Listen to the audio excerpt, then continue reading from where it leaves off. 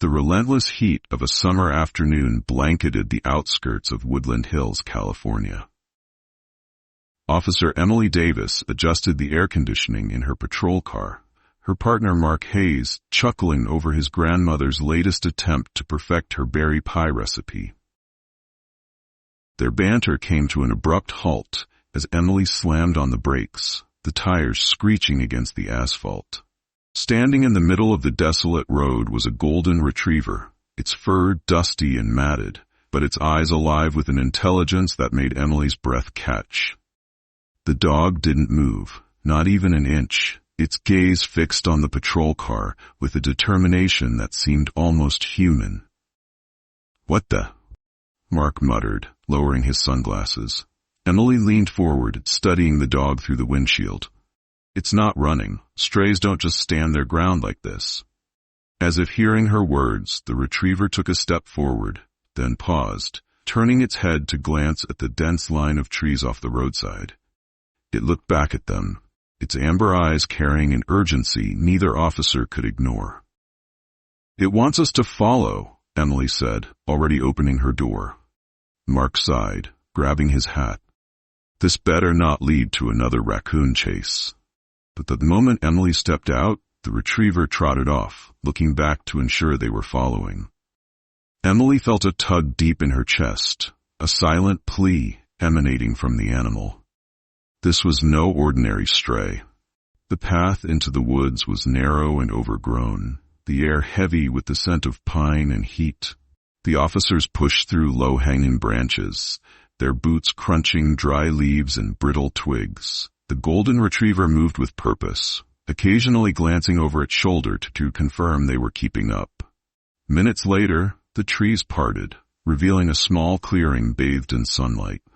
Without hesitation, the dog began digging furiously at a patch of disturbed earth. Emily and Mark exchanged a glance before rushing forward. As the soil gave way, a weathered wooden box emerged, its lid barely covered.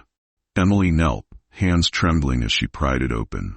Inside, 4 tiny puppies lay huddled together, their bodies weak and trembling. "Oh my God," she whispered, her throat tightening. The retriever, now trembling herself, leaned in, nosing each puppy gently. Her eyes met Emily's, filled with a silent, heartbreaking plea. "She found us for them," Emily murmured, lifting the fragile box. "Let's get them out of here." Mark nodded grimly. "This isn't just neglect. Something else is going on." As they retraced their steps to the car, Emily glanced back at the clearing, a heavy weight settling in her chest. She didn't know what they'd stumbled into, but one thing was clear. This dog wasn't just a mother. She was a hero. The veterinary clinic was a modest white brick building on the edge of town, its exterior worn but welcoming. Dr. Rachel Bennett, a seasoned veterinarian with gentle eyes and steady hands, waited at the door as the patrol car pulled up.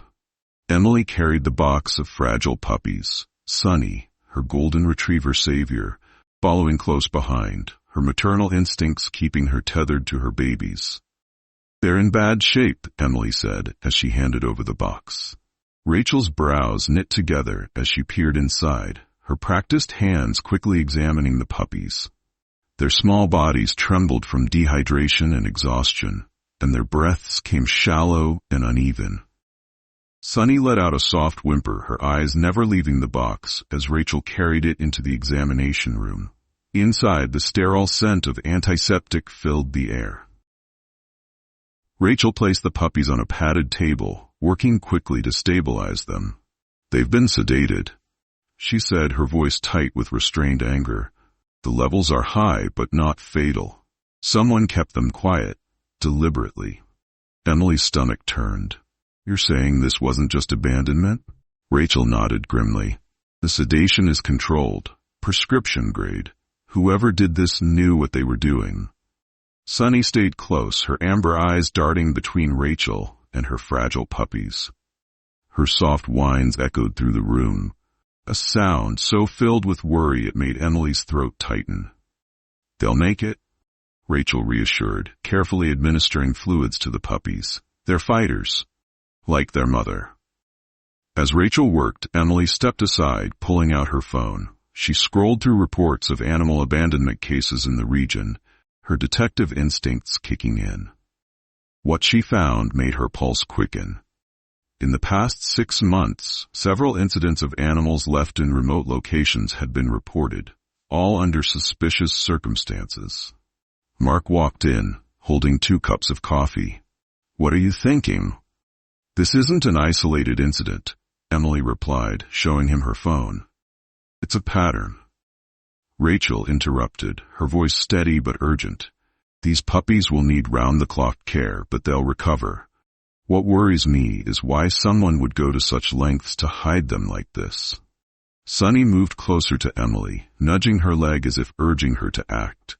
Emily crouched down, gently stroking the dog's matted fur. "You knew we'd help, didn't you, girl?" she whispered. Sunny's eyes met hers, filled with a quiet strength that sent a chill down Emily's spine. She wasn't just a survivor, she was a witness. The sun rose over Woodland Hills, bathing the trees in soft amber light. Emily and Mark returned to the clearing where they had first found Sunny and her puppies, armed with gloves, evidence bags, and determination.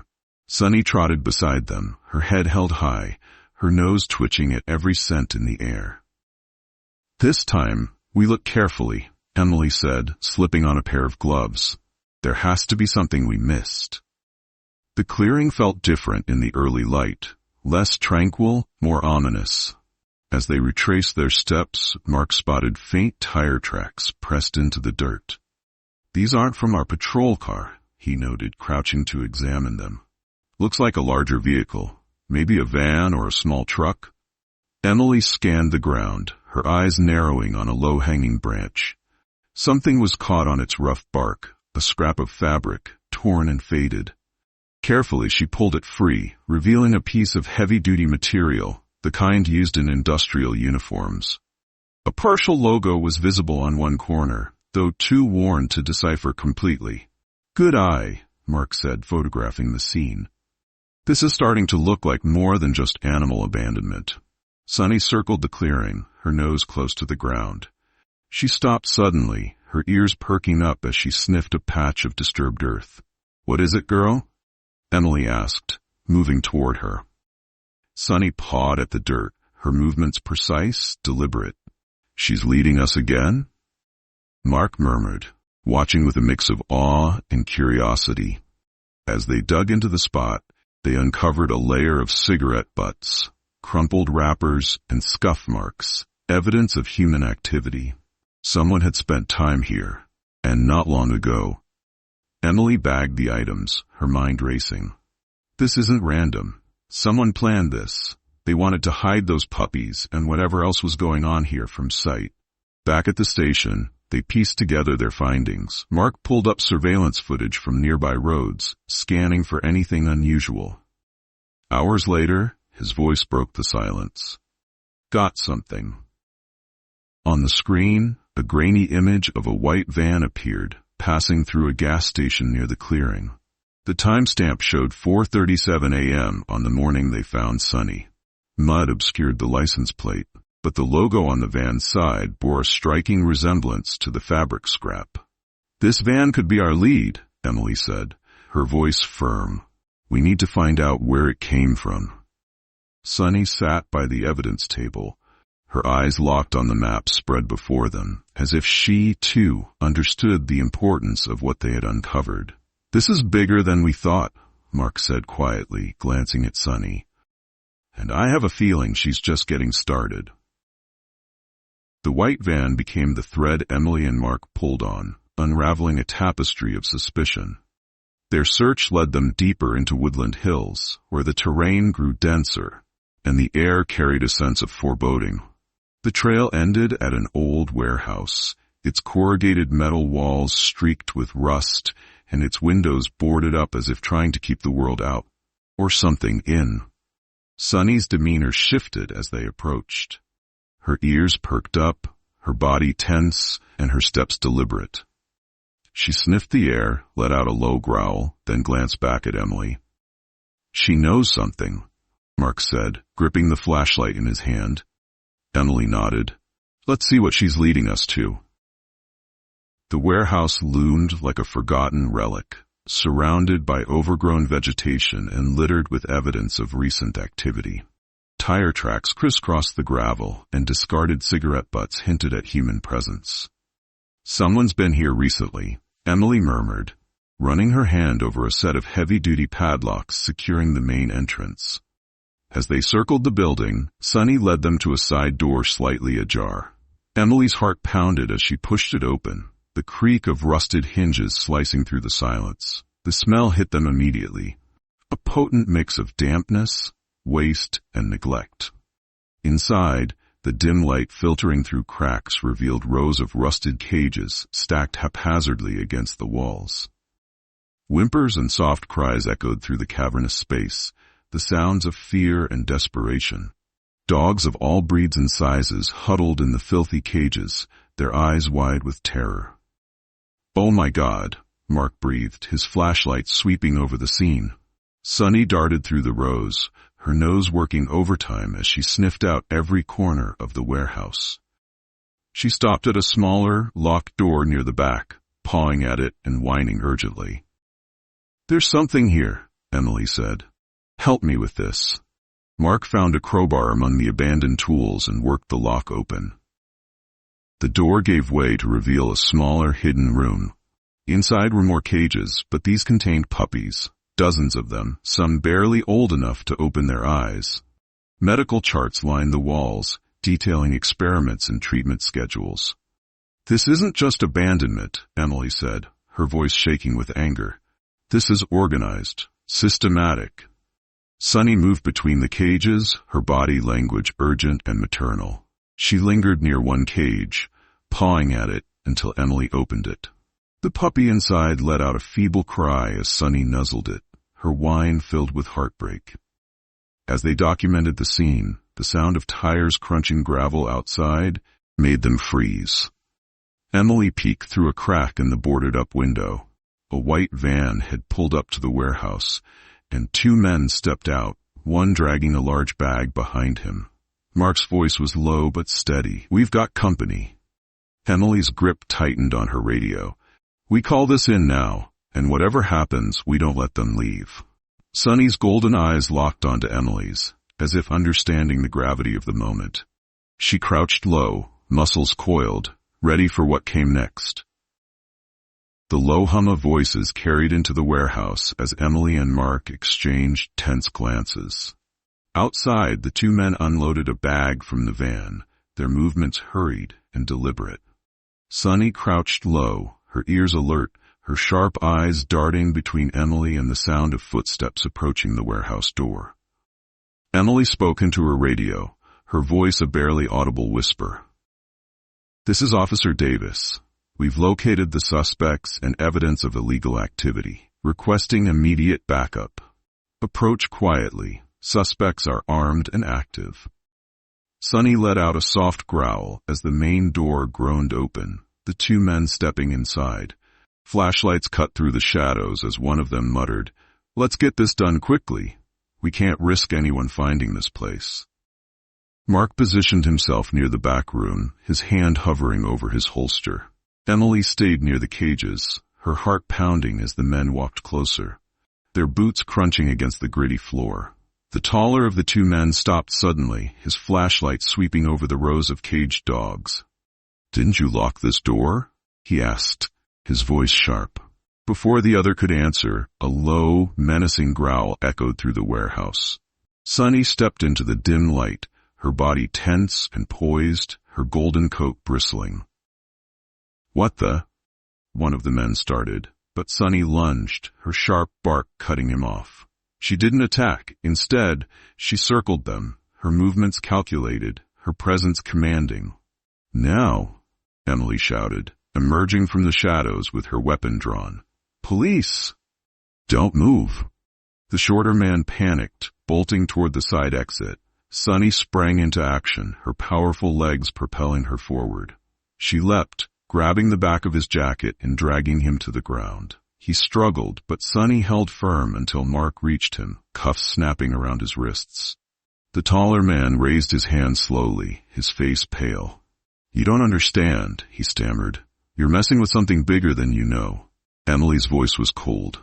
"Save it. We've seen enough." Sunny stood guard, her body positioned protectively in front of the hidden room. As Emily secured the second suspect, the sound of sirens pierced the air, backup finally arriving. Mark began searching the van, uncovering syringes, sedatives, and stacks of medical files. "This isn't just about animal abuse," he muttered. "They're running some kind of operation." Sunny's sharp bark brought Emily's attention back to the hidden room. Inside, she pawed at a stack of crates. Emily opened one, her breath catching as she uncovered a hidden compartment filled with documents, hard drives, and shipping manifests detailing the transport of animals across state lines. "This is huge," Emily whispered, her hands trembling as she sifted through the evidence. Sunny sat beside her, her intelligent eyes shining with quiet determination. This wasn't over. Not by a long shot. The evidence uncovered at the warehouse opened a floodgate of revelations. In the days following the raid, Emily and Mark pored over the documents Sunny had helped uncover. The shipping manifests, transaction logs, and coded communications painted a grim picture of a sprawling operation trafficking animals across state lines. At the station, Emily tacked maps, photos, and leads onto an evidence board that now dominated the room. Mark leaned over his desk, comparing utility records and shipment schedules. "Look at this," he said, pointing to a highlighted route. "This isn't random. They're moving animals between hubs to avoid detection. And this." He gestured to a heavily wooded area marked on the map. "This might be their next drop point." Emily nodded, her eyes narrowing as she traced the connections. "It lines up with the records. We need to move fast before they relocate again." Sunny lay nearby, her sharp eyes watching every movement, as if she understood the importance of their work.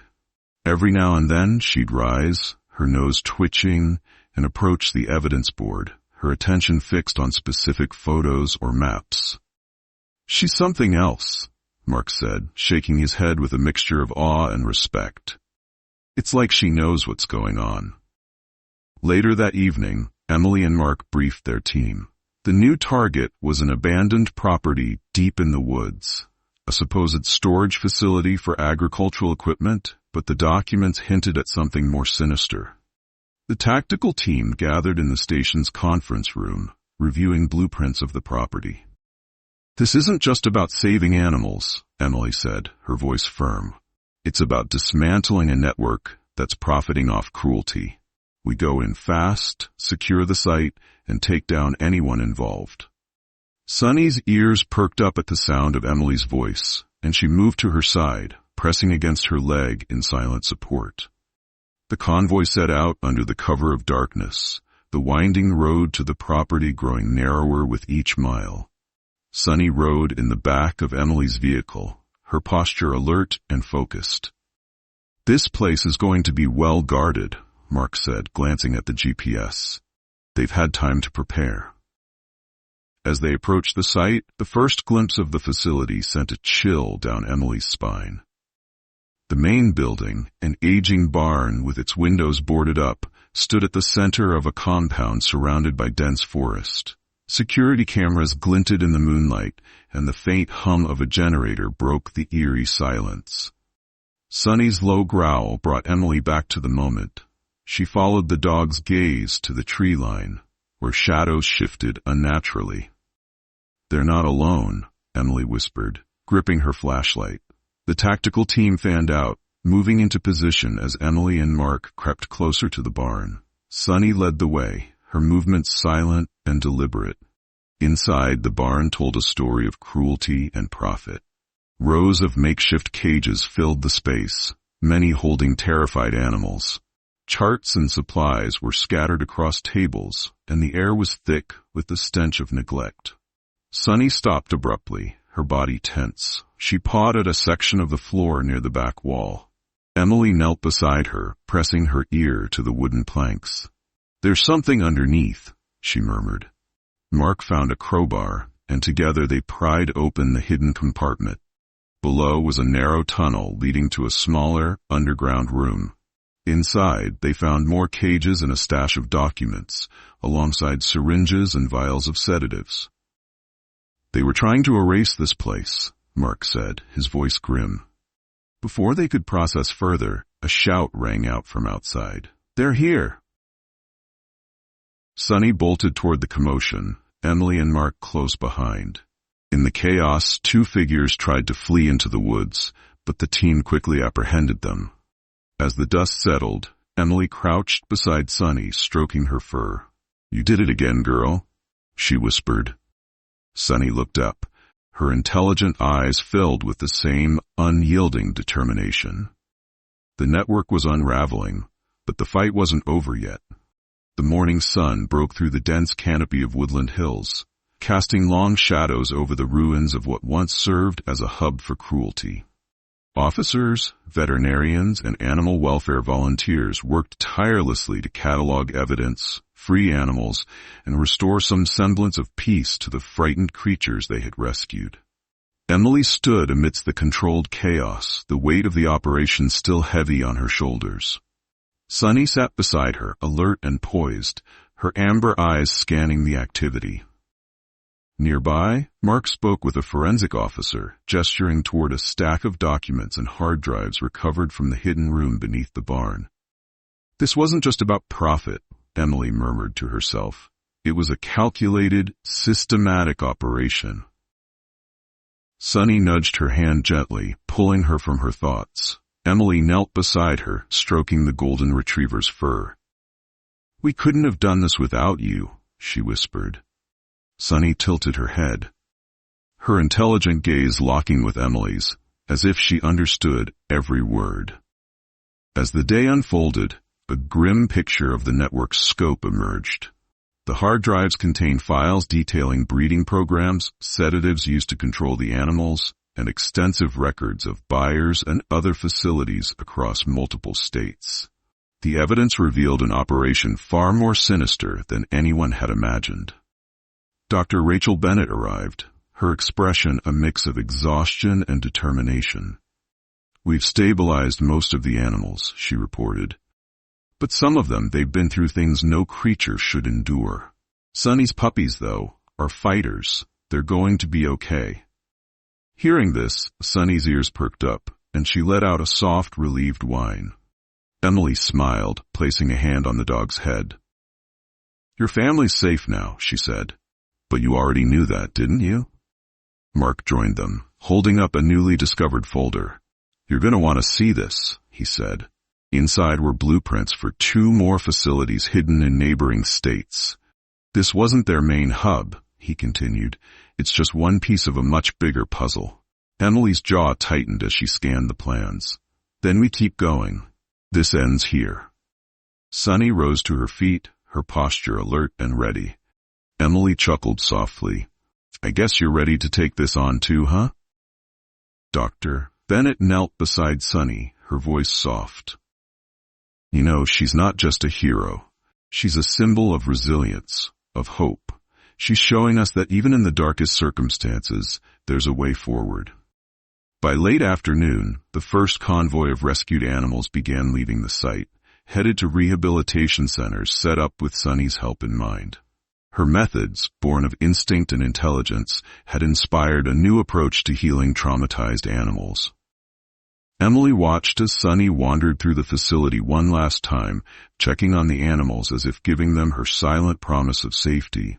When she returned, she sat beside Emily, leaning into her with a sigh. "Your story's not over," Emily whispered. "Neither is ours." As the sun set over woodland hills, painting the sky in shades of gold and crimson, Emily, Mark, and Sunny stood together, looking out over the quieted forest. What had begun as a desperate plea from a determined dog had grown into something so much larger, a movement that would ripple far beyond this place. For the first time in weeks, Emily allowed herself a moment of peace. Sunny pressed her head against Emily's leg, her eyes shining with unshakable trust. Together, they had uncovered a darkness and brought it into the light, and together they would face whatever came next. The first stars twinkled in the night sky as Emily spoke, her voice resolute. "Come on, girl, we've got more work to do." Sunny wagged her tail, her golden fur glinting in the fading light. The fight wasn't over, but neither was the hope. Don't forget to hit like and subscribe so you won't miss any of our latest videos. If you have any questions or comments, feel free to leave them below. Thank you all for taking the time to watch, and see you in the next video.